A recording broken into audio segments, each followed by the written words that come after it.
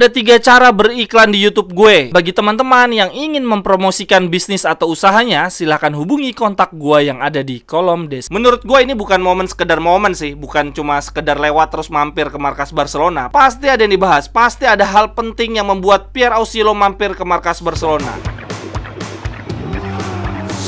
Cerewetan ceking kita, nyerewetin apa aja. Teman-teman, yang sedang kalian saksikan saat ini adalah Cerewetin Inter. Apa kabar teman-teman semua? Semoga dalam keadaan sehat. Selamat berakhir pekan. Dini hari nanti kita akan menjamu Monza teman-teman. Tim yang berhasil menahan seri kita di paruh pertama musim ini lewat gol di detik-detik terakhir dari Luca Caldirola.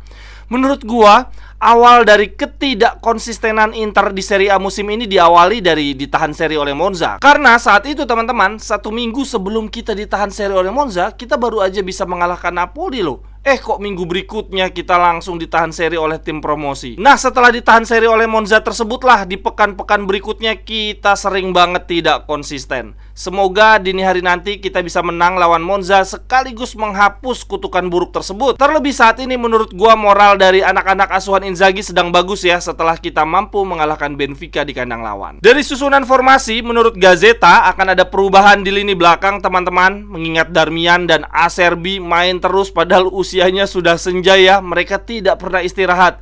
Jadi di lawan Monza nanti kemungkinan besar lini belakang kita akan ada rotasi. Danilo D'Ambrosio akan main di center back kanan, lalu De Vrij akan jadi center back tengah. Nah, untuk center back kiri ini masih ada peluang 50-50 antara Acerbi ataupun Bastoni. Selain lini belakang, kemungkinan besar lini tengah kita juga akan ada rotasi. Aslani kemungkinan besar main, tetapi mungkin bukan untuk mengisi posisi Regista, melainkan untuk mengisi posisi Barella dan Mkhitaryan. Salah satu antara Barella dan Mkhitaryan kemungkinan besar akan disimpan. Kemudian menurut Gazeta, untuk wingback kita nanti akan menggunakan duo Gosens dan Dumfries, dan di lini depan akan ada duet Korea Lukaku. Wah, ini menurut gua akan sangat menarik sih kalau bener Aslani akan mengisi posisi Mkhitaryan dan Barella ya, karena ini berarti kita bisa melihat duet Aslani dan Brozovic. Selain itu, yang menurut gua cukup menarik untuk dinantikan adalah duet Lukaku Korea ya. Menurut gua ini adalah duet yang jauh lebih berbahaya dibandingkan Lautaro Zeko, karena Lukaku Korea itu sebetulnya menjanjikan kecepatan, kelincahan, shoot jarak jauh, kreativitas, dan juga sundulan sebetulnya. Akan tetapi sayangnya dua pemain ini kok bisa-bisanya ambiar banget ya di musim ini. Lalu hal menarik lainnya di pertandingan lawan Monza nanti, kemungkinan besar Hakan Çalhanoğlu sudah bisa kembali bermain, tapi mungkin baru masuk di babak kedua ya. Dia hanya dapat menit bermain sedikit untuk mengembalikan kondisi tubuh. Menurut Sky Sport, Çalhanoğlu ini goalsnya adalah bisa bermain penuh di partai lawan Benfica, sehingga di pertandingan lawan Monza kemungkinan Çalhanoğlu hanya mendapatkan 10 atau 20 menit bermain. Lalu menurut Sky Sport, Skriniar ini kondisinya sangat mengkhawatirkan teman-teman. Masih belum tahu dia akan kembali kapan, tapi sudah dipastikan akan absen lawan Monza dan Benfica leg kedua. Dari sisi Monza sendiri, aduh ini mengerikan banget sih skuad mereka nih, penuh bintang sih. Di lini depan ada Petanya, ada Caprari, di lini tengah ada Sensi, Rovella, Pessina, dan di lini belakang ada Izzo.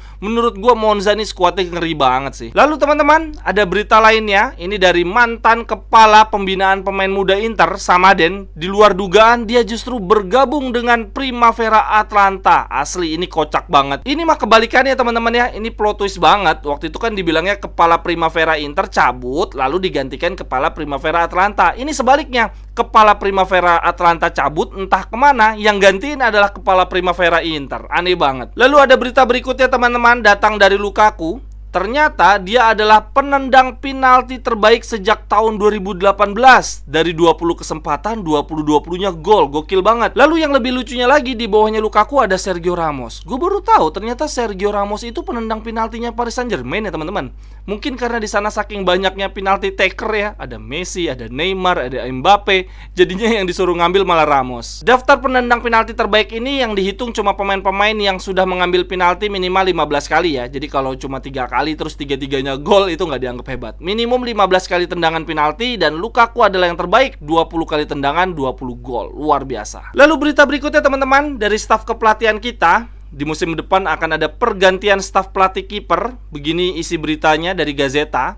Pergantian penting di dalam staf kepelatihan Inter di masa depan. Ini adalah langkah strategik yang akan dimulai di tahun 2023-2024. Tidak bergantung siapapun yang akan jadi pelatih Inter di musim depan. yaitu akan ada pergantian pelatih kiper, akan diisi oleh Gianluca Spinelli yang merupakan seorang loyalis Conte. Era baru Inter akan segera dimulai, diawali dari perpisahan dengan Kapten Handanovic dan pelatih kiper Adriano Bonatti yang sudah di Inter sejak tahun 2013. Onana akan mengukuhkan diri sebagai kiper utama Inter dan akan bekerja sama dengan Spinelli untuk memuluskan teknik dia. Ini cukup menarik teman-teman. Gue inget banget Handanovic itu nggak pernah mau ganti pelatih kiper. Jadi siapapun pelatih utama kita, Handanovic selalu mempertahankan pelatih kipernya ini. Nah ternyata musim depan berhubung Handanovic tidak memperpanjang kontrak dengan Inter, lalu pelatih kipernya juga Inter akan ganti. Nah yang akan menjadi pelatih kiper Inter musim depan, Gianluca Spinelli, ini kalau gue lihat dari riwayat pekerjaannya luar biasa banget. Dia pernah sangat lama melatih kiper Genoa, yang mana saat itu pelatih utama Genoa berganti-ganti ya. Ada Gasperini, Ballardini, Cosmi, dan Melassani. Kemudian si Spinelli ini juga pernah menjadi asistennya Conte 2 kali ketika di Chelsea maupun di timnas Italia, dan dia melanjutkan tetap menjadi staf pelatih kiper Italia di bawah Ventura. Lalu kemudian Spinelli melatih kiper Paris Saint-Germain sampai dengan saat ini. Dia pernah ada di bawah pelatih utama Tuchel, Pochettino, dan Gettier. Wah ini menarik banget, berarti pengalaman dia akan sangat luar biasa dibutuhkan untuk Inter. Kemudian teman-teman, ngomong-ngomong soal kiper, ini ada pendapat dari kipernya Monza, Di Gennaro. Dia mantan kipernya Inter ya waktu masih di Primavera. Dia bilang begini, Handanovic adalah monster yang menakutkan. Dia adalah idola saya. Saya hampir tidak pernah ingin bertukar jersey dengan lawan, tetapi saya sangat menginginkan jersey Handanovic. Ketika saya latihan bersama tim utama Inter dulu, saya melihat sendiri dedikasi dan passion yang ada dalam diri Handanovic, sehingga saya bisa memahami bahwa berbakat dan kualitas saja tidak cukup. Latihan dan bekerja yang keras adalah esensial. Widih, ternyata Handanovic ada yang muji teman-teman. Lalu yang terakhir untuk cerewetin Inter hari ini teman-teman, Pierre Ausilo kedapatan sedang mengunjungi markas Barcelona ditemani oleh Matteo Alomani dan Jordi Cruyff. Menurut gue ini bukan momen sekedar momen sih, bukan cuma sekedar lewat terus mampir ke markas Barcelona. Pasti ada yang dibahas, pasti ada hal penting yang membuat Pierre Ausilo mampir ke markas Barcelona. Sejauh ini ada 3 dugaan teman-teman. Yang pertama, Pierre Ausilo datang ke Barcelona untuk melanjutkan pembicaraan pertukaran Brozovic dan Kessie.